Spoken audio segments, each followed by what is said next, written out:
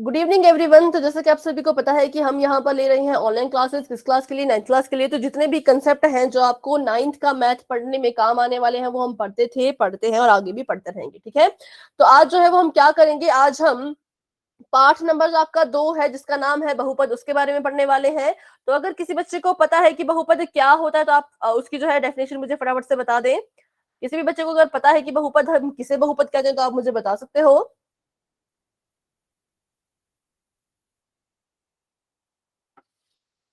ठीक है, तो देखिए जो बहुपद होता है उसको जानने से पहले आपको पता होना चाहिए कि बीजीय व्यंजक क्या होता है। क्या पता होना चाहिए आपको कि बीजीय व्यंजक क्या है। ठीक है, बीजीय व्यंजक। तो बीजीय व्यंजक देखो, आपने जो है अपने मैथ की टर्म्स में कुछ नंबर देखे होंगे, संख्याएं देखी होगी, है ना, जैसे कि 1, 2, 3, -10, -100 या कुछ भी 584, मतलब आपने ऐसी बहुत सारी संख्याएं जो है वो देखी होंगी मैथ में। और इंग्लिश में आपने जो है वो देखा होगा A B C D E and so on, कहां तक, Z तक। ठीक है, तो जब आपको ये दोनों जो है वो मैथ में नजर आने लग जाए एक साथ तो उसको हम कहते हैं कि ये क्या है, ये बीजीय व्यंजक है, ये अलजेब्रिक एक्सप्रेशन है। ठीक है, कब, जब आपकी जो चर, इसे हम कहते हैं, देखिए ये जो हमारे इंग्लिश वाली टर्म्स होती है इनको हम कहते हैं चर। ठीक है, और इनको हम कहते हैं अचर। अचर भी कह सकते हो या फिर संख्या भी कह सकते हो। ठीक है, लेकिन आपको चर और अचर जो है वो पता होना चाहिए। ये चर है आपका और ये अचर है। ठीक है, चलिए, तो अगर जो है चर और अचर में क्या हो, तो अभी जो नए बच्चे ज्वाइन हुए उन्हें मैं बता दूं कि अभी हमने कुछ नया पढ़ना शुरू नहीं किया है। अभी मैं आपको सिर्फ इतना बता रही हूँ कि बहुपद क्या होता है। ठीक है, तो अभी मैं आपको इतना बता रही हूँ कि बहुपद क्या होता है। तो जब भी आपको चर और बहुपद को जानने से पहले आपको जानना होगा कि बीजीय व्यंजक क्या होता है। तो हम बीजीय व्यंजक के बारे में भी देख रहे हैं कि जब आपको चर और अचर के बीच जो है वो संक्रियाएं दिखने लग जाए, क्या दिखने लग जाए, संक्रियाएं आपको दिखने लग जाए, तो आप कहोगे कि ये एक बीजीय व्यंजक है। जैसे मान लीजिए ये मेरा चर है -10। ठीक है, ये प्लस भी हो सकता है, माइनस भी हो सकता है, लेकिन अभी मैंने यहाँ पर लिख दिया है कि ये मेरा चर है -10। और ये जो है वो जमा हो रहा है m के साथ, किसके साथ, m के साथ। तो ये जो एक पूरा ये बन गया, ये मेरा बीजीय व्यंजक बन गया। क्या बन गया, बीजीय व्यंजक। तो देखिए यहाँ पर, हाँ जी, कोई कुछ कह रहा है बेटा? ठीक है, नो मैम। तो देखिए यहाँ पर ये हमारा पास हो गया बीजीय व्यंजक। और मान लीजिए यहाँ पर होता अगर 5 -n, ठीक है, तो ये भी हमारा बीजीय व्यंजक होता। अगर यहाँ पर होता 16 गुणा p, ठीक है, तो ये भी हमारा बीजीय व्यंजक है। और अगर यहाँ पर होता 5/x, तो ये भी हमारा क्या है, बीजीय व्यंजक है। ठीक है, तो बहुपद भी एक बीजीय व्यंजक होता है, लेकिन ये खास तरह का, एक स्पेशल टाइप, जो आपकी खास तरह है उस तरह का बहुपद हो, सॉरी, बीजीय व्यंजक होता है। पहले आप मुझे बताइए आपको सेट एग्जाम में आएगा या नहीं, ये आपके सिलेबस में है ना, चैप्टर नंबर 2? Yes ma'am. ठीक है, ठीक है, ठीक है। तो देखिए क्या होता है बहुपद, बहुपद जो है एक खास प्रकार का बीजीय व्यंजक होता है। इसमें क्या ऐसा खास होता है, तो देखिए अभी अभी हमने पढ़ा कि बीजीय व्यंजक में एक चर होगा और एक अचर होगा। ठीक है, चर होगा और अचर होगा। तो बहुपद में क्या होता है कि आपका जो चर है, ठीक है, चर की घात, किसकी घात, चर की घात हमेशा पूर्ण संख्या हो। कैसी हो, हमेशा पूर्ण संख्या। ठीक है, पूर्ण संख्या होनी चाहिए आपकी चर की घात हमेशा। अचर की घात, अचर की घात कुछ भी हो, हमें उससे कोई फर्क नहीं पड़ता। अचर की घात पूर्ण हो, पूर्णांक हो, परिमेय हो, अपरिमेय हो, भिन्नात्मक हो, जैसी मर्जी हो, हमें इससे कोई फर्क नहीं पड़ेगा। हम बस अपना चर देखेंगे और अपने चर की घात देखेंगे। अगर वो पूर्ण संख्या होगी तो ही हम उसे बहुपद कहेंगे, अदरवाइज हम उसे बहुपद नहीं कहेंगे। तो चलिए यहाँ पर देखते हैं कैसे होगा। यहाँ पर मैंने एक एग्जाम्पल ले लिया, 4y की घात 5 जमा 9y की घात 2 जमा 5। ठीक है, तो सबसे पहले आप देखेंगे कि इसमें कितने चर हैं और वो कौन कौन है।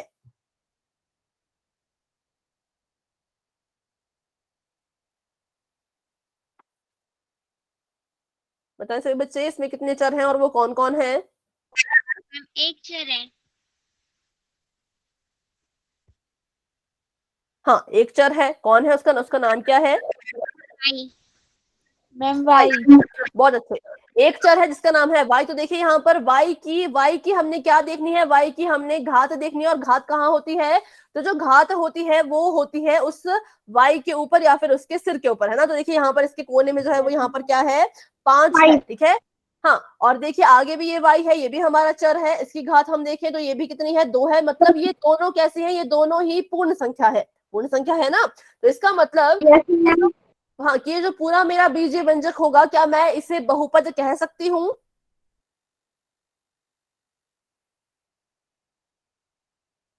क्या हम इसे बहुपद कह सकते हैं? यस और नो, ठीक है, ठीक है, शाबाश, वेरी गुड। यस, हम इसे बहुपद कहेंगे। क्यों? क्योंकि इसमें जो चर की घात है वो एक पूर्ण संख्या है, और जब भी चर की घात पूर्ण संख्या होगी उसे हम बहुपद कह देंगे, ठीक है। चलिए, तो और एग्जाम्पल इसके हम देखते हैं। यहाँ पर मान लीजिए मेरा यहाँ पर एग्जाम्पल है 2l जमा 9x, इस l की घात है 5 और x की घात है 6/5। तो अब आप बताएं कि क्या ये एक बहुपद होगा?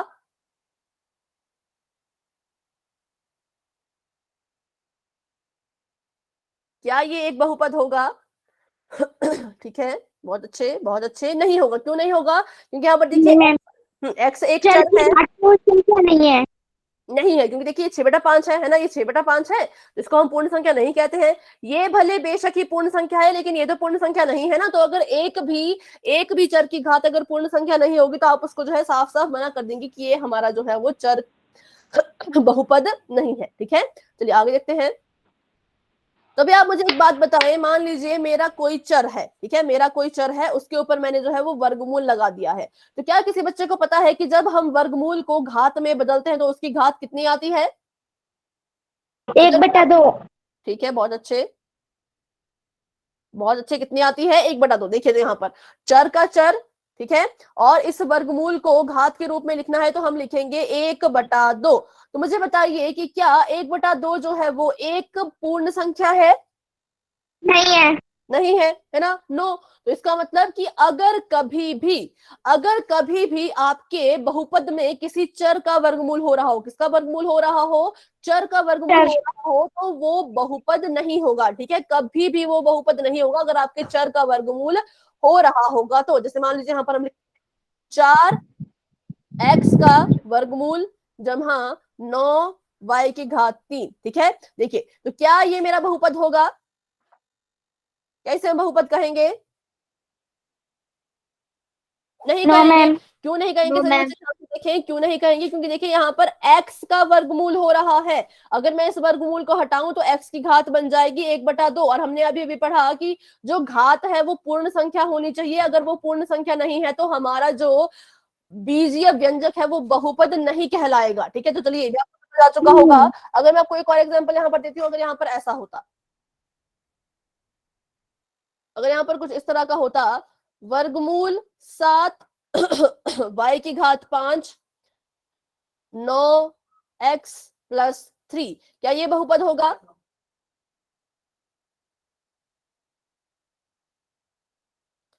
सभी बच्चे बताएं अपना अपना जो भी आपका उत्तर आ रहा है, क्या ये एक बहुपद है? Yes ma'am. ठीक है, ठीक है। Yes ma'am. देखो बच्चों, ये एक बहुपद होगा। क्यों होगा? क्योंकि अभी अभी हमने कहा कि अगर चर का, ठीक है, अगर चर का वर्गमूल हो रहा हो तो बहुपद नहीं होगा। लेकिन यहाँ पर तो अचर का वर्गमूल हो रहा है ना।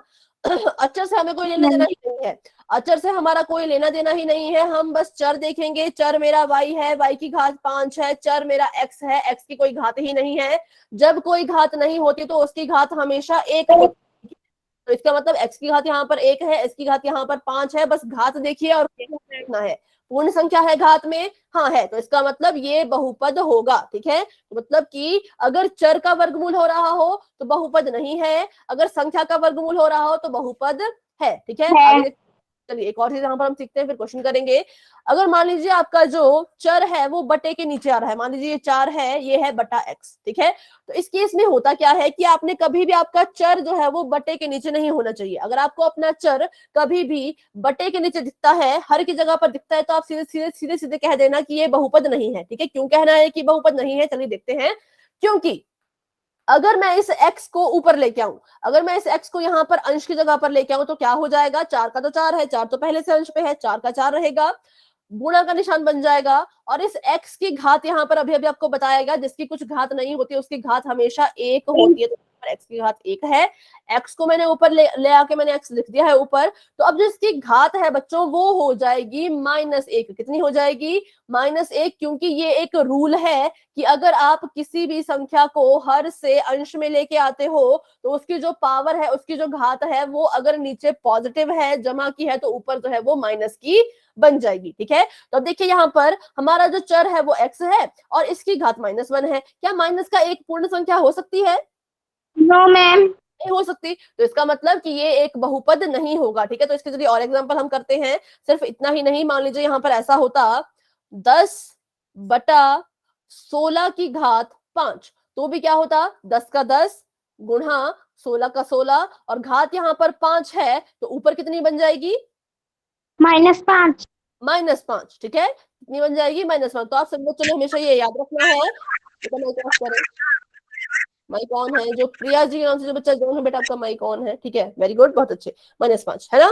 तो इससे आपने हमेशा याद रखना है कि आपका जो है वो चर कभी भी हर के नीचे हो तो वो भी बहुपद नहीं होता। अगर यहाँ पर ऐसा होता, मान लीजिए x/6, तो ये हमारा बहुपद है, क्योंकि x की घात देखिए 1 है, 6 की घात से हमें कोई लेना देना नहीं है, x की घात जो है वो 1 है। ठीक है, तो इसका मतलब ये एक बहुपद है। चलिए, तो ये थे आपके कुछ कंसेप्ट जो आपको जो है 2.1 करने के लिए पता होने चाहिए थे। अभी हम जो है क्वेश्चन की तरफ बढ़ते हैं। कोई भी डाउट होगा तो आप मुझसे उस वक्त पूछ लेना। ठीक है, आप अच्छा ठीक है, एक और चीज हमें यहाँ पर सीखनी है अभी कि एक चर वाले बहुपद क्या होते हैं। ठीक है, 2 चर वाले बहुपद क्या होते हैं, और 3 चरों वाले, मतलब कि चरों के आधार पर। ठीक है, चरों के आधार पर जो है वो बहुपद कैसे होते हैं। ठीक है, 1 चर वाले, 2 चर वाले, 3 चर वाले, ऐसे। मैं यहाँ पर आपको एग्जाम्पल यहाँ पर देती हूँ। 4z² plus 4z³ plus 4z+4। ठीक है, और यहां पर देखते हैं नीचे एक और example, 5p² plus 9q plus 6s plus 8t। ठीक है, तो ये मैंने यहाँ पर जो है वो यहाँ पर लिखती है इसके एग्जाम्पल। तो आप मुझे बताइए कि जो आपका पहला बहुपद है इसमें कितने चर हैं? 1। ठीक है, और कोई बताना चाहता है अगर कितने चर हैं? मैम 1। और उसका नाम क्या है? Z। ठीक है, बहुत बढ़िया। यहाँ पर देखिए, यहाँ पर जो चर है वो सिर्फ एक ही है और उसका नाम है z। ठीक है, देखिए z यहाँ पर भी, यहाँ पर भी, यहाँ पर भी। बेशक ये 3 बार लिखा गया है, लिखा कितनी बार गया है, लिखा तो 3 बार गया है, लेकिन है तो z ही ना, है तो एक ही, है तो z ही, तो उसी को हम कहते हैं एक चर वाला बहुपद। ठीक है, जिसमें हमें जो है वो पूरे बहुपद में एक ही चर नजर आए उसे हम कहेंगे एक चर वाला बहुपद। ठीक है, अब नीचे वाला देखते हैं। यहाँ पर, यहाँ देखिए, ये आपका 5 है। ठीक है, ये आपका 4। कितने हैं, 4। कौन कौन से? PQST। PQST। हाँ, तो देखिए यहाँ पर 4 है, तो ये कैसा बहुपद होगा, 4 चरों वाला, क्योंकि इसमें कितने चर हैं, इसमें 4 चर हैं, तो इसे हम कहेंगे 4 चरों वाला बहुपद। ठीक है, तो ये कुछ चीजें थी जो आपको 2.1 समझने के लिए जो है वो काम आपके आएंगी। ठीक है, चलिए, तो अभी देखते हैं क्वेश्चन अपने इसके एक्सरसाइज के। तो आपको यहाँ पर बताना है कि कौन है जो एक चर वाला बहुपद है, कौन है जो एक चर वाला बहुपद है। तो आप बताइए मुझे, 4x² माइनस 3x प्लस 7। पहले तो आप मुझे ये बताएं, ये बहुपद है भी या नहीं, क्या ये बहुपद है? Yes ma'am. हाँ, क्योंकि इसकी घात जो है वो पूर्ण संख्या है। ठीक है, अब आप मुझे बताएं आगे, क्या ये एक चर वाला बहुपद है? Yes ma'am. ठीक है, ये एक चर वाला बहुपद है क्योंकि इसमें कौन सा चर है, सिर्फ एक ही चर है और उसका नाम क्या है, x। ठीक है, बहुत बढ़िया। अगला क्वेश्चन देखते हैं। y की घात 2 जमा वर्गमूल 2। पहले तो आप मुझे ये बताएं कि क्या ये बहुपद है? Yes ma'am. Yes ma'am. ठीक है, पर यहाँ पर तो वर्गमूल है, यहाँ पर तो ऐसा वर्गमूल है, तो तब भी आप कहेंगे कि ये बहुपद है? Yes ma'am. Yes ma'am. क्योंकि यस मैम। Yes, किसका मूलक का पता चलिए? Yes ma'am. Yes ma'am.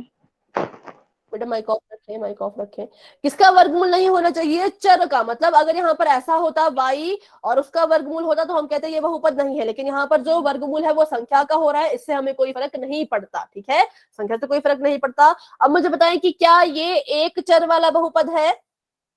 Yes ma'am. कौन है इसमें यस चर? मैम। Yes ma'am. y। बहुत अच्छे। अब अगला आप मुझे बताएंगे 3√t+2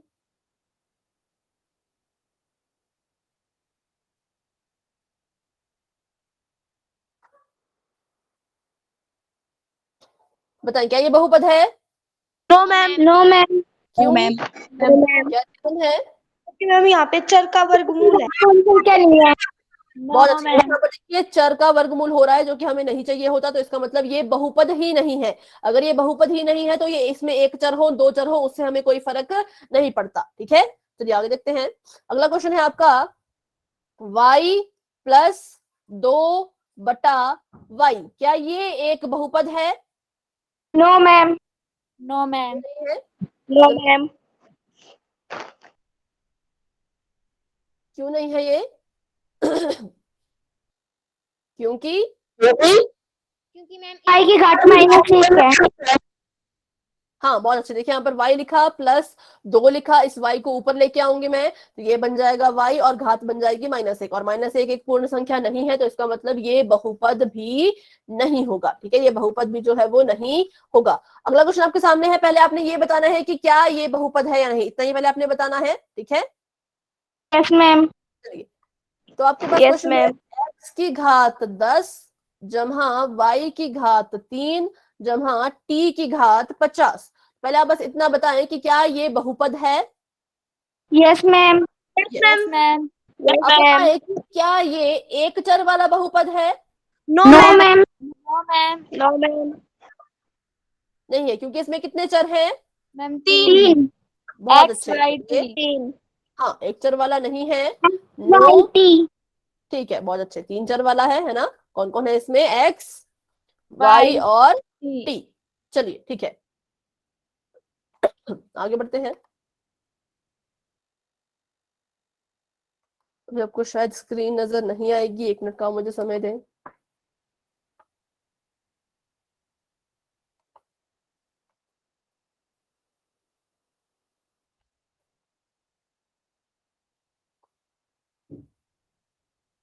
चलिए तो अगला क्वेश्चन है यहाँ पर गुणांक। अच्छा, आप सभी बच्चों को पता है कि गुणांक क्या होता है? अगर आपको पता है तो वाई टाइप कर दीजिए, अगर नहीं पता तो आप बता सकते हो गुणांक क्या होता है। अगर किसी एक बच्चे को भी नहीं पता तो आप मुझे अभी के अभी यहाँ पर नो लिखें कि नहीं पता। ठीक है, यस मैम। ठीक है, ठीक है। चलिए तो अभी आ गया है एक एन, तो इसका मतलब कुछ बच्चों को नहीं पता है, तो चलिए देखते हैं यहाँ पर। तो गुणांक क्या होता है बच्चों? बिल्कुल सिंपल है, इसके नाम में ही इसका अर्थ छुपा है। गुणांक मतलब गुणा होने वाला अंक। कैसा अंक? गुणा होने गुणा होने वाला अंक। वाला। ठीक है, और किससे गुणा हो रहा होगा? ये हमारे चर से गुणा हो रहा होगा। किससे गुणा हो रहा होगा?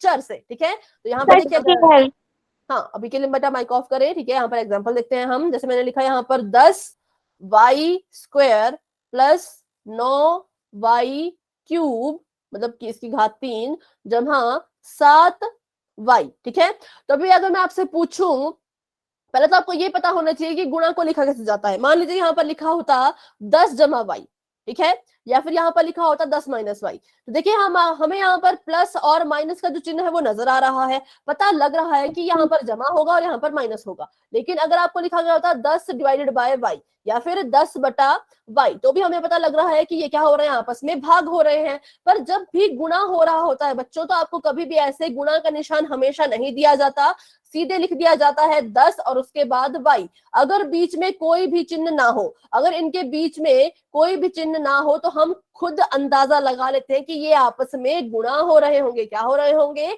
गुणा। ठीक है, अगर प्लस और माइनस का निशान नहीं है तो इसका मतलब ये आपस में जो है वो गुणा हो रहे हैं। तभी आपने मुझे बताना है, आपने मुझे यहाँ पर बताना है y³ y की घात 3 का आपने मुझे गुणांक बताना है।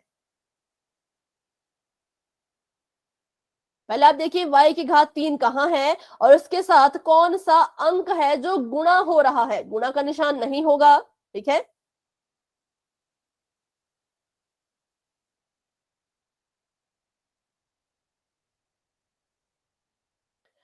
y की घात 3 के साथ 3 का गुणांक कौन है, तो देखिए यहां पर ये मैंने लिखा था 10 y की घात 2, ठीक है, y की घात 2 जमा 9 y की घात 3 जमा 7 y। तो यहां पर y की घात 3 के साथ कौन सा अंक गुणा हो रहा है, 9, ठीक है। तो इसका जो गुणांक है बच्चों वो 9 होगा, कितना होगा, 9 होगा, ठीक है। अभी आप मुझे बताएं y की घात 2 का गुणांक, 10 10। हाँ 10। देखिए y की घात 2 का गुणांक कितना है, 10। और अगर मैं पूछूं सिर्फ y का गुणांक कौन है, 7। 7, क्योंकि यहाँ पर देखिए y के साथ 7 गुणा हो रहा है और y स्क्वायर के साथ 10, तो बस इतना ही होता है, इतना ही हमारा गुणांक होता है। जो जिसका भी आपको पूछा जाए उसके साथ जो भी अंक गुणा हो रहा हो उसी को हम उसका गुणांक कहते हैं। मान लीजिए अगर ऐसा होता x, x नहीं कुछ और लेते हैं यहाँ पर l स्क्वायर माइनस l, तो मुझे आप l की घात 2 का गुणांक बताएं।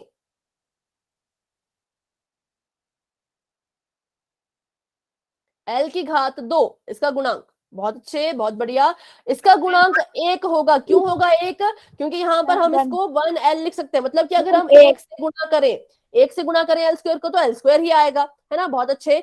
अब यहाँ पर 1 है, अब आप मुझे l का गुणांक बताएं, l -1। बहुत अच्छे, वेरी गुड।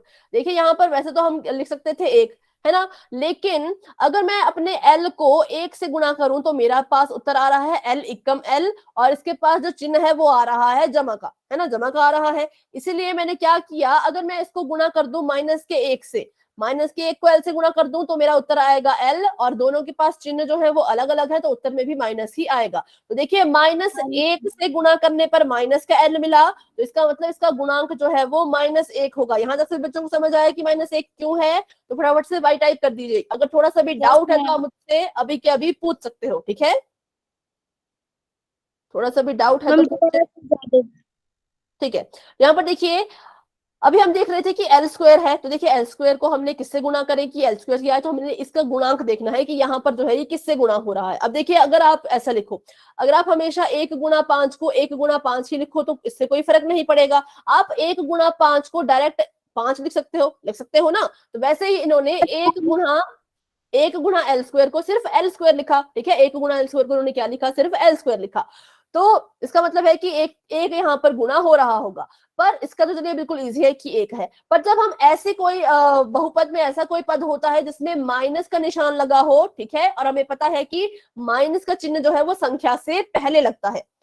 एल स्क्वायर का निशान क्या है, प्लस है, मुझे कैसे पता लगा, क्योंकि इसके पहले कोई चिन्ह ही नहीं है। अगर इसके पहले माइनस का चिन्ह होता तो यहाँ पर भी माइनस का 1 आता, है ना, कोई चिन्ह ही नहीं है, तो इसका मतलब ये पॉजिटिव था। अब इस एल का चिन्ह कौन होगा, जो इससे पहले लगा होगा, इससे पहले माइनस लगा है तो मतलब ये माइनस का चिन्ह जो है वो एल का है, किसका है, एल का, ठीक है। तो अगर मैं अपने एल को 1 से गुणा करूं, अगर मैं बोलूं कि इसका जो गुणांक है वो भी 1 ही है, सिर्फ 1 ही है, तो अगर मैंने इसको जब 1 से गुणा किया तो मेरे पास उत्तर में तो सिर्फ एल आया, उत्तर में तो सिर्फ मेरे पास एल आया, माइनस का चिन्ह तो आया ही नहीं। तो इसका मतलब कि सिर्फ 1 इसका गुणांक नहीं होगा, -1 इसका गुणांक होगा। क्यों, क्योंकि -1 से जब हम इसको गुणा करेंगे तभी तो माइनस का एल आएगा। कैसे आएगा माइनस का एल, देखिए ये प्लस है, ये माइनस है, एल एकम एल, और प्लस माइनस माइनस, इसलिए हम क्या कहेंगे यहाँ पर कि क्या होगा इसका गुणांक, इसका गुणांक होगा -1, ठीक है। अभी आपको समझ आया बेटा, तो अभी इसको हम जो है जब क्वेश्चन करेंगे तो आपको और ज्यादा क्लियर जो है वो हो जाएगा, ठीक है। चलिए यस मैम। क्वेश्चन ट्राई करते हैं, फिर आपको कोई डाउट रहता है तो आप मुझसे जरूर यस पूछिए, मैम। ठीक है। आपने यहाँ पर बताना है गुणांक ऑफ एक्स स्क्वायर का आपने गुणांक बताना है, एक्स की घात 2 का गुणांक बताना है। बहुपद है आपके पास 2 जमा एक्स की घात 2 जमा एक्स, इसमें आप इस एक्स स्क्वायर का मुझे गुणांक बताएं।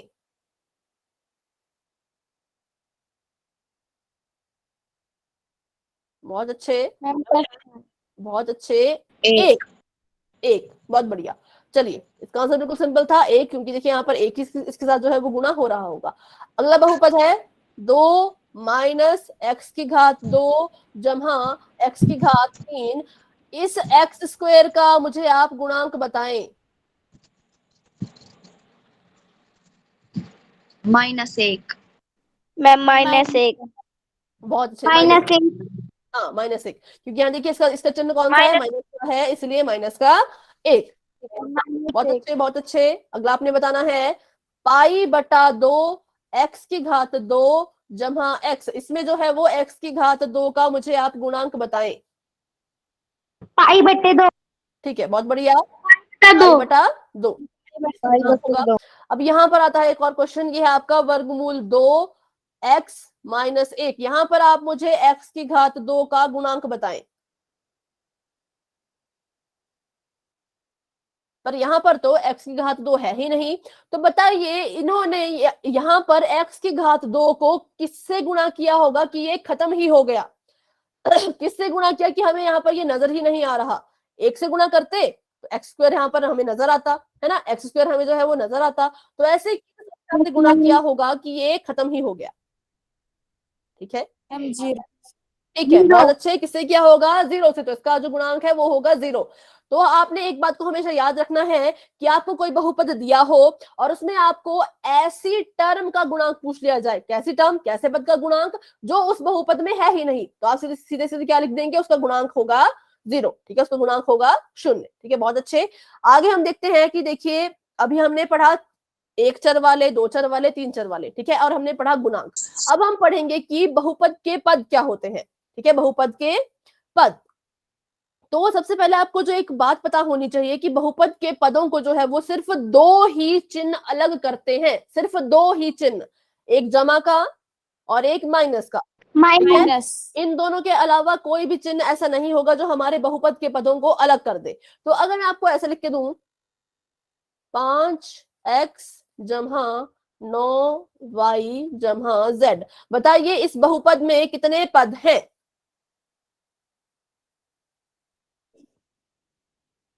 3। क्योंकि देखिए मैम ये 3। हाँ, ये एक, ये दूसरा, ये तीसरा, इनको हाँ, इनको अलग किसने किया, इस जमा के निशान ने। जब ये जमा का निशान बीच में आया तो मुझे पता लगा कि 5x अलग है और 9y अलग है। ठीक है, और ये जमा का निशान जब मैंने देखा तो मुझे पता लगा कि ये z जो है वो अलग ही है। तो इन चिन्हों से हमें पता लगता है कि ये हमारे जो पद हैं वो अलग अलग है। ठीक है, अब इसके हम एक दो एग्जाम्पल और करेंगे, फिर क्वेश्चन को आगे बढ़ाएंगे। ठीक है, इसमें 3 पद थे, तो अगर आपके पास एक ही पद हो तो उसको कहेंगे हम एक पदी। ठीक है, 2 पद को द्विपदी। द्विपदी, हाँ, 3 पद को त्रिपदी। और 3 पदों को कहेंगे हम त्रिपदी। तो अभी आपको मैं एक एग्जांपल देती हूँ, 9y(x,z,q), बताइए इस बहुपद में कितने पद हैं। 2। सभी बच्चे बताएं अपने अपने हिसाब से आपको क्या लग रहा है, 1 2 3 4 5 कितने। ठीक है, तो काफी बच्चे कह रहे हैं कि एक ही पद है, तो बिल्कुल ठीक है, बिल्कुल ठीक है, एक ही पद है। क्यों, क्योंकि क्या आपको यहाँ पर प्लस और माइनस का निशान नजर आ रहा है, बीच में आपको कहीं माइनस नजर आया नहीं, तो इसका मतलब ये पूरी की पूरी एक ही टर्म है, एक ही पद है। ठीक है, अब आगे देखते हैं।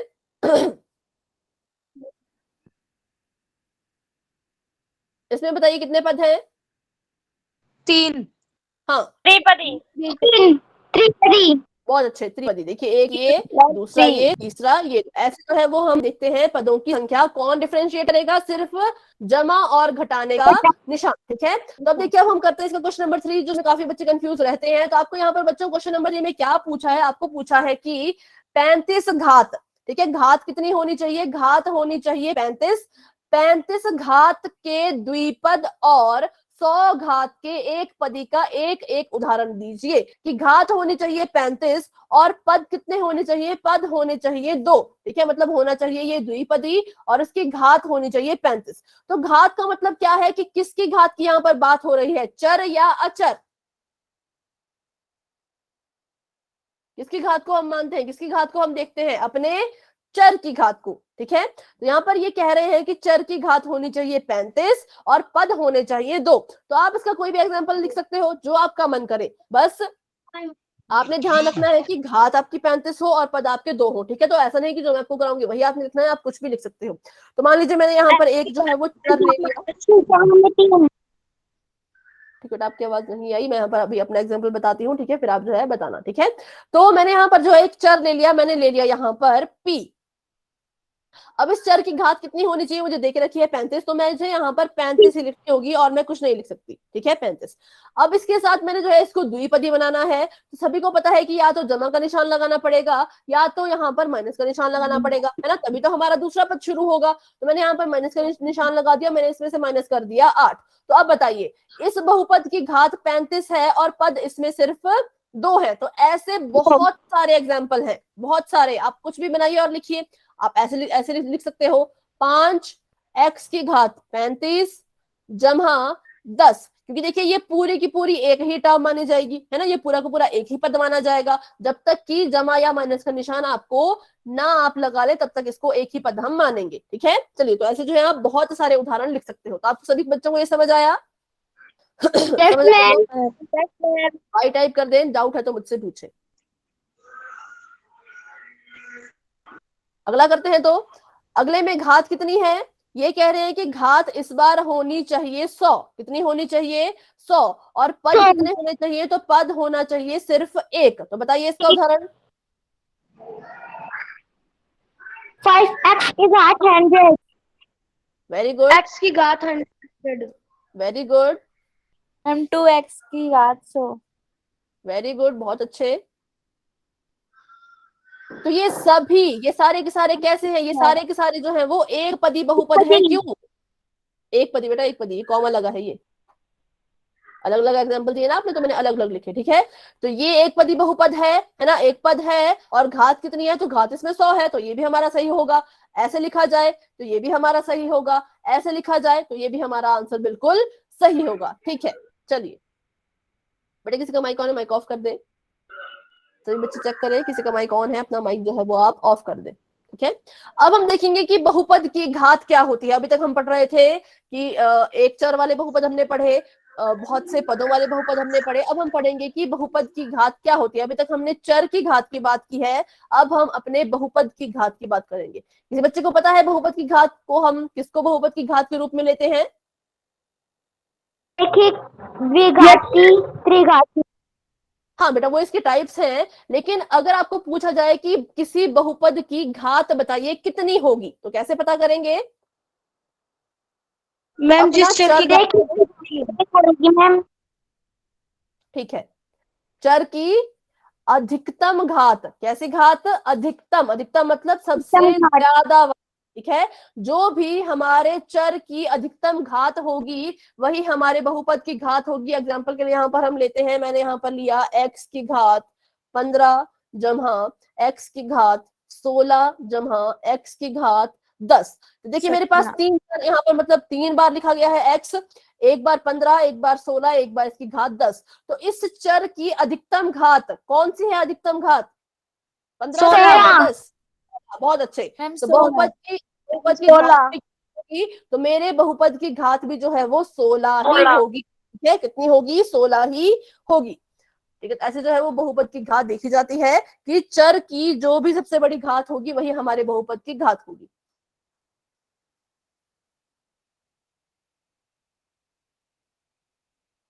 बताइए इसकी घात, इस बहुपद की घात क्या होगी?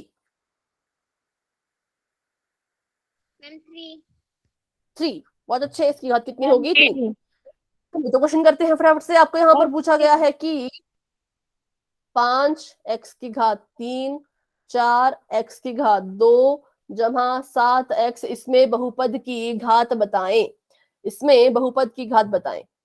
ठीक है, बहुत अच्छे। 3, 4 माइनस y की घात 2, इसमें बताएं। 2 द्विघाती।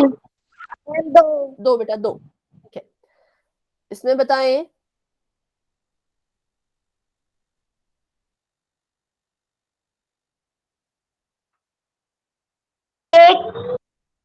हाँ एक, ठीक है मैम, एक, क्योंकि देखिए ई के ऊपर कोई घात नहीं है, जिसके ऊपर कोई घात नहीं है तो उसके ऊपर हम एक लिख लेते हैं, तो यहाँ पर जो चर की अधिकतम घात है वो है एक।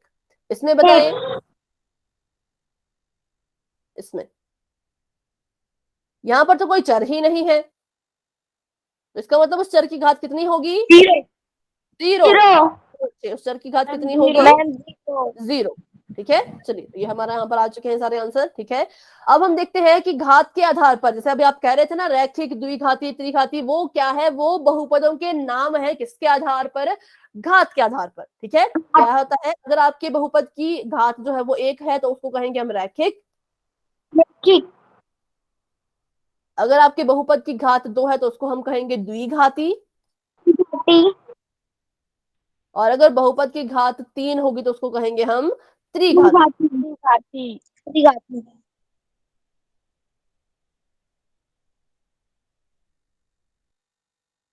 ठीक है, चलिए बताइए अब यहाँ पर फटाफट से आप कि एक्स स्क्वायर प्लस एक्स की अधिकतम घात कितनी है? बहुपद की घात कितनी है? तीन। तो हम कैसा बहुपद कहेंगे? द्विघाती। द्विघाती। त्रिघाती। बहुत अच्छे, इसको हम कहेंगे त्रि।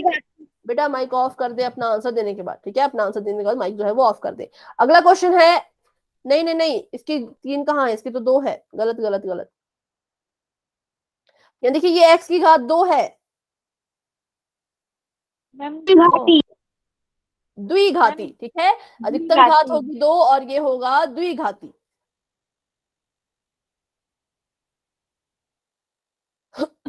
एक जमा एक्स, बताइए इसमें कितनी घात है? अधिकतम घात। ठीक है, अधिकतम घात है एक, इसलिए इसे हम कहेंगे रैखिक। आगे देखिए, आर दो। आठ दो है, इसे हम द्विघाती। ठीक है, द्विघाती। मैम द्विघाती। बस इतना था इसमें, तो एक और कर लेते हैं लास्ट। मैम त्रिघाती। इसका बताएं। त्रिघाती। बहुत अच्छे, बहुत बढ़िया, मैम बहुत त्रिघाती। ठीक है। चलिए तो अभी 2.1 लगभग लगभग आपको क्लियर हो चुकी होगी। कोई भी डाउट होगा तो मुझे लगता है आपका दूर हो चुका होगा। अब हम बढ़ते हैं अपने 2.2 की तरफ। ठीक है, यस मैम। मैम 2.4 का 5th क्वेश्चन करवा दो। ठीक है बेटा, एक मिनट। जो भी आपके एक्स्ट्रा डाउट है ना वो हम क्लास के बाद ले लेंगे। ठीक है, अभी जो है हम यहाँ पर 2.2 का देखते हैं। ठीक है, अब क्लास के बाद में जरूर रुके रहें और अपने डाउट मुझसे पूछ लेना। ठीक है, जो भी आपने अभी पूछे हैं, जैसे एक और क्वेश्चन भी रहता है अभी 6 वाला, है ना? अभी हम इसको कर लेते हैं, क्योंकि ताकि सभी बच्चे जो है वो क्लास को अच्छे से यूटिलाइज कर सके, जो भी आपका क्लास का टाइम है। ठीक है, तो आपको प्रश्नावली 2.2 समझने के लिए जो है दो तीन चीजों के बारे में पता होना चाहिए। तो पहला होता है शून्य। कोई बच्चा मुझे बताएगा कि शून्य क्या होता है?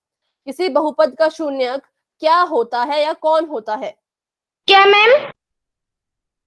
शून्यक। ठीक है, तो देखिए बहुपद का शून्यक जो, अच्छा आपको स्क्रीन नजर नहीं आ रही अभी, एक मिनट।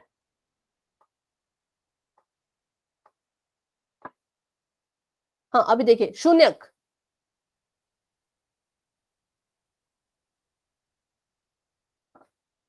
बहुपद का शून्य क्या होता है? तो बच्चों ये चर का ऐसा मान, ठीक है, चर का वह मान, मान मतलब वैल्यू, चर का वह मान जिसे बहुपद में रखने पर, किसमें रखने पर? बहुपद में रखने पर। मान लीजिए मैंने अपने चर का कोई मेरा मान है, उसको मैंने बहुपद में रखा, मतलब कि चर की वैल्यू मैंने बहुपद में डाली और उसने, ठीक है, बहुपद में रखने पर वह बहुपद को शून्य के बराबर कर दे। कितने के बराबर कर दे? शून्य के बराबर। बहुपद को शून्य के बराबर कर दे तो उस मान को हम उसका शून्य कहेंगे। क्या कहेंगे? उस मान को हम उसका शून्य जो है वो कहेंगे। किसका शून्य? अपने बहुपद का। किसको? चर की ऐसी वैल्यू जिसको हम बहुपद में रखें और हमारा बहुपद जो है वो 0 के बराबर हो जाए। ठीक है, तो ये आपकी थ्योरी थी। इसका हम समझते हैं फटाफट से एग्जाम्पल लेके। मान लीजिए आपको यहाँ पर दिया है x+3, ठीक है, तो यहाँ पर आपको पूछा गया है कि x+3 का शून्य निकालिए। तो हम क्या करेंगे? मान लीजिए मैंने पहले x की वैल्यू लिख दी यहाँ पर 0, ठीक है, 0 मैंने लिख दी। तो यहाँ पर मैं x की जगह पे 0 पुट करूंगी, x की जगह पे 0, जमा का जमा और 3 का 3, तो मेरा उत्तर आया 3। लेकिन उत्तर में क्या आना चाहिए, उत्तर में तो 0 आना चाहिए, लेकिन क्या इसने मेरे को उत्तर में 0 ला के दिया, नहीं दिया। तो क्या x बराबर है 0 मेरे इस बहुपद का शून्यक होगा?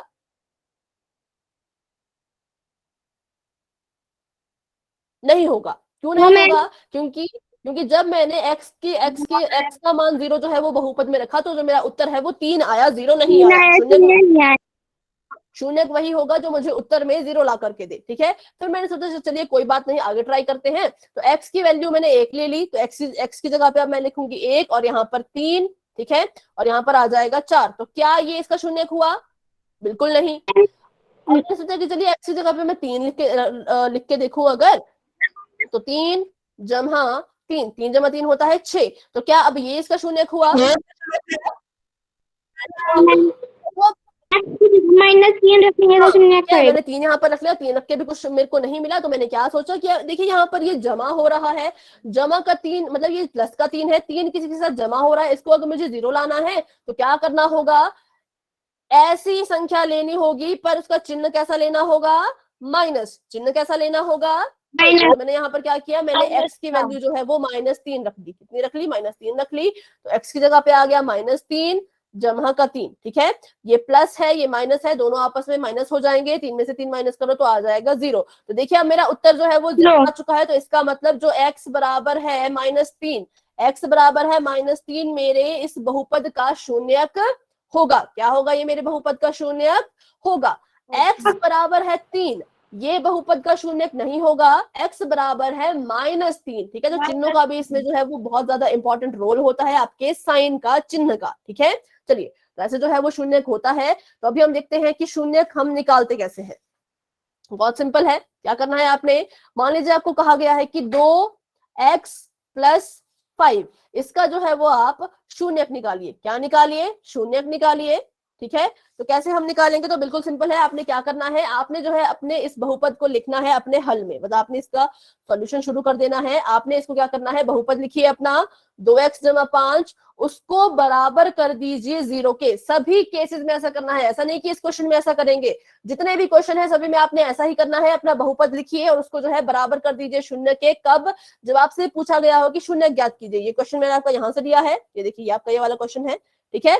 तो क्या करना है, बहुपद को लिया, बराबर है 0 लिख दिया। अब हम क्या करेंगे, अपने इस चर का मान ज्ञात करेंगे। क्यों? क्योंकि हमें पता है कि शून्यक जो है वो चर का मान है। इस x की एक ऐसी वैल्यू होगी, एक ऐसा मान होगा जिसको जब हम बहुपद में डालें तो हमारा बहुपद 0 हो जाएगा। तो हमने इस x की जो है वो वैल्यू निकालनी है।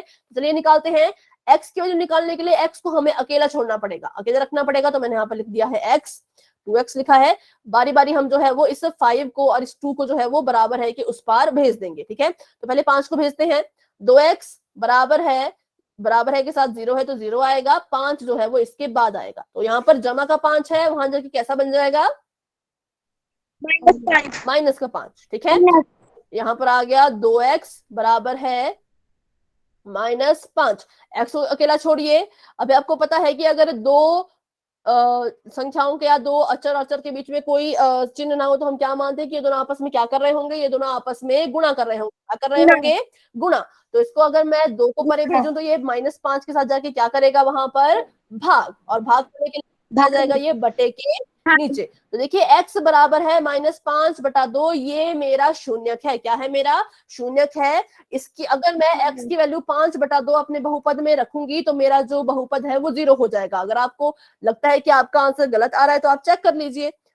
चेक करने के लिए क्या करना है, x की इस वैल्यू को यहां पुट कर दो। करते हैं।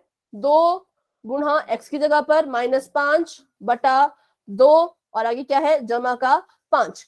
ये अंश में है, ये हर में है, ये कट जाएंगे। 2 × 2, 2 × 2, क्या बच गया, -5 और जमा का 5, ठीक है। ये प्लस है, ये माइनस है, दोनों अलग अलग साइन है, ये हो जाएंगे आपस में माइनस। 5 में से 5 माइनस करो तो आ जाएगा 0। तो देखिए हमारा उत्तर 0 आ चुका है ना। तो इसका मतलब होगा 5/2, ठीक है। तो आपको ऐसा क्वेश्चन आएगा कि शून्य ज्ञात कीजिए, तो आपने क्या करना है, उसको 0 के बराबर पुट कर देना है और अपने इस चर का मान ज्ञात करना है, ठीक है। अगर आपको ऐसा क्वेश्चन आता है 3 है कि आपको पूछा गया है आपको पूछा है, मैं यहाँ पर क्वेश्चन नंबर ले रही हूँ third, x square minus 1 x बराबर है 1 माइनस 1। आपको यहाँ पर पूछा है कि पता कीजिए कि क्या ये दोनों इसके शून्यक होंगे। आपको कहा है ये आपका बहुपद है, पता करो कि इस बहुपद के शून्यक ये दोनों है। तो आप क्या करोगे, यहाँ पर कुछ नहीं करना है, अपने बहुपद को लिख लीजिए पहले तो अच्छे से, है ना। फिर देखिए कि x का मान हमने पहले लेना है 1, ठीक है, फिर उसको हल करना है। फिर x का मान हमने लेना है -1। तो पहले मैं 1 लेती हूँ, जो आपको मान दिए गए हैं ना उसको बहुपद में डाल दीजिए। तो यहाँ पर आ जाएगा 1, पहले मैंने 1 लिया, 1 का स्क्वायर -1, 1 का स्क्वायर होता है 1 और -1, तो मेरे पास उत्तर आ गया यहाँ पर 0, ठीक है। तो मतलब x बराबर है 1 जो है वो इसका शून्यक होगा या नहीं होगा? होगा। Yes ma'am. अब लेते यस हैं मैम। ठीक है, अब हम लेते हैं अपनी दूसरी वैल्यू को जो कि है -1। तो अपना बहुपद लिख लीजिए, एक्स स्क्वायर की जगह पे आएगा -1, इसका भी स्क्वायर कर देंगे हम, इसका भी घात 2 हो जाएगी और 1। अब आपको पता है कि जब आप -1 का जो है वो घात 2 करोगे, वर्ग करोगे, तो -1 को -1 से ही गुणा करना होगा। 1 को 1 से गुणा नहीं करना है, -1 को -1 से। यहाँ पर देखिए क्योंकि -1 है ना, तो गुणा कीजिए, 1 की कम होता है 1, ये भी माइनस, ये भी माइनस, दोनों के पास बिल्कुल सेम चिन्ह है, तो आएगा प्लस का 1, है ना, प्लस का 1 आएगा, बराबर है, इसको हम सिर्फ 1 भी लिख सकते हैं। जब मैंने इसका वर्ग किया तो उत्तर में आया 1 और -1 बराबर है 0। तो मतलब x बराबर है -1, ये भी क्या है, इसका शून्यक है या नहीं है? मैम। ठीक है, यस मैम। -2 नहीं आएगा। -2 क्यों नहीं आएगा? क्योंकि देखिए इसका जब हम वर्ग करेंगे ना तो माइनस माइनस प्लस हो जाता है, क्योंकि देखिए माइनस का भी तो वर्ग हो रहा है ना, है ना, तो इसलिए माइनस माइनस क्या हो जाएगा, प्लस हो जाएगा, इसलिए 1, ठीक है। तो स्क्वायर में आप ध्यान रखें जब भी आपका नेगेटिव कोई चीज हो। तो ऐसे निकाले जाते हैं शून्यक और ऐसे पता किया जाता है कि ये शून्यक है या नहीं। अभी एक और लास्ट कंसेप्ट हम कर लेते हैं, ठीक है, फिर आपके डाउट्स मैं लूंगी, ठीक है। तो अभी हमने सीखा शून्यक क्या होता है और शून्यक कैसे हम पता करते हैं है या नहीं। अगर आपको क्वेश्चन में आया कि बहुपद का मान ज्ञात करो, अब आपको शून्यक ज्ञात नहीं करना है, आपको बहुपद का मान ज्ञात करना है, ठीक है, मान ज्ञात करो। तो कुछ नहीं करना है, आपको ऐसा क्वेश्चन आएगा कि 5x - 4x स्क्वायर जमा 3, इसका जो है वो मान ज्ञात करो कब, जब x जो है वो -1 हो, ठीक है, जब x जो है वो -1 हो तब आप इसका मान ज्ञात करो। तो हम क्या करेंगे, बिल्कुल सिंपल है, x की जगह पे अब हम क्या लिखेंगे, -1, तो लिखते हैं 5 की जगह पे 5, ये हो रहे हैं गुना -1 का -1, ठीक है, यहाँ पर माइनस, 4 की जगह पे 4, x का हो रहा है वर्ग, x का स्क्वायर हो रहा है, तो मतलब -1 का भी यहाँ पर स्क्वायर होगा और जमा का 3, ठीक है। तो देखिए 5 कम होता है 5, ये प्लस का है, ये माइनस का है, दोनों अलग अलग हैं, तो यहाँ पर उत्तर में कौन सा चिन्ह आएगा, दोनों अलग अलग हैं तो उत्तर में कौन सा चिन्ह आएगा, माइनस, और ये -4 है यहाँ पर। अब फिर से इसका वर्ग कर लीजिए, -1 को -1 से गुणा कर लीजिए, तो कितना आएगा, 1 की कम 1 और माइनस माइनस प्लस, तो मतलब यहाँ पर आएगा पॉजिटिव प्लस, जमा का 1, ठीक है, और जमा 3 यहाँ पर ऐसे कैसा, मतलब हमने बस इसको सॉल्व करना है नीचे को और कुछ नहीं करना है। ये आ गया -5 -4 जमा 3। चलिए इसको सॉल्व करते हैं, दो दो के यहाँ पर जोड़े बनाते हैं। ये माइनस का 5 है, ये माइनस का 4 है, दोनों जो है वो एक जैसे, तो क्या होंगे, ये क्या होंगे, ये जोड़े जाएंगे या माइनस किए जाएंगे, जोड़े जाएंगे। हाँ मैम ठीक है, जोड़ी जाएगी। हाँ जोड़े जाएंगे, ठीक है। यहाँ पर आ गया है 9 और 9 का चिन्ह कौन सा होगा, 9 का माइनस। ठीक है, माइनस, क्योंकि देखिए 4 और 5 में 5 बड़ा है, 5 का चिन्ह है माइनस, तो 9 का चिन्ह भी माइनस होगा। आगे हमारे पास ये बचता है प्लस का 3। अब बताएं माइनस का 9 और प्लस का 3 आपस में क्या होगा, जोड़े जाएंगे या घटाए जाएंगे, माइनस। माइनस। माइनस, 9 में से 3 माइनस करें, माइनस 9 में से 3 माइनस करें तो 6, 6 और 6 का चिन्ह बताएं, माइनस। माइनस, ठीक है। तो ऐसे जो है वो मान ज्ञात किया जाता है। इसका मतलब क्या है कि जब आपके x की वैल्यू -1 थी, बेटा माइक ऑफ करें, माइक ऑफ करें, माइक ऑफ करें, जब आपके x की वैल्यू -1 थी तो आपके बहुपद का मान जो है वो -6 था, ठीक है। तो ऐसे हम मान ज्ञात करते हैं और ऐसे जो हम शून्यक निकालते हैं और शून्यक का पता कर सकते हैं, ठीक है। चलिए, तो अभी मैं आपको एक बात बता देती हूँ बच्चों, अभी जो है आपकी अगली क्लास जो है वो होगी 9 अगस्त को। कब होगी, 9 अगस्त। ठीक है, क्योंकि अभी आपके जो है वो 1 से लेकर के 7 तारीख तक, बेटा माइक ऑफ करें, माइक ऑफ करें, 1 से 7 तक आपके सेट एग्जाम है, तो आप अच्छे से अपने सेट एग्जाम दीजिए। ठीक है, इसलिए आपको जो है क्लासेस नहीं लगानी होंगी, आप जो है पूरा फोकस अपने एग्जाम पे रखिए। जैसे आपके एग्जाम खत्म होते हैं, ठीक 9 अगस्त को आपकी क्लास लगेगी, तो सभी बच्चे जो है उस क्लास को जरूर अटेंड करें, क्योंकि हम जो है उसमें बेसिक पढ़ेंगे, फिर से जैसे हम पढ़ते आ रहे थे उसको हम वहीं से कंटिन्यू करेंगे। ठीक है, तो सभी बच्चे क्लास जरूर लगाएं, और सभी बच्चों को अभी से बेस्ट ऑफ लक अपने सेट एग्जाम के लिए। हर एक एग्जाम को अच्छे से करें, चाहे वो हिंदी हो, मैथ हो, इंग्लिश हो, कोई भी सब्जेक्ट हो, आप उसको बिल्कुल अच्छे से उसकी तैयारी करें और उसको अच्छे से जो है वो अटेम्प्ट करें। ठीक है, चलिए, मैम तो ठीक है, अभी हाँ, अभी आप लोग मुझे बताएं। Yes ma'am. ठीक है, 1 मिनट, अभी क्लास में इतना ही रखती हूँ। ठीक है, इसको हम कर देते हैं रिकॉर्ड ऑफ, और आपके डाउट अब हम यहाँ पर लेते हैं। चलिए।